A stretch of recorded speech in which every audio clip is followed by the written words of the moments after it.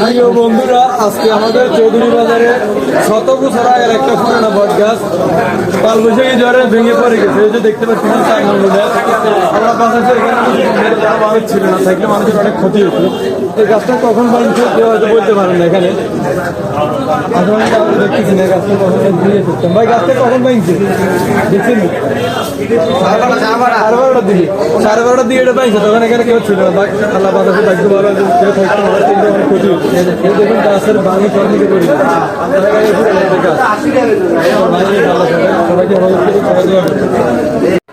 বাজার কমিটির আমরা দৃষ্টি আকর্ষণ করতেছি এই গাছটা যেন তাড়াতাড়ি সরানো হয়। এই গাছটা এখানে সকাল 12:30 থেকে পড়ে আছে।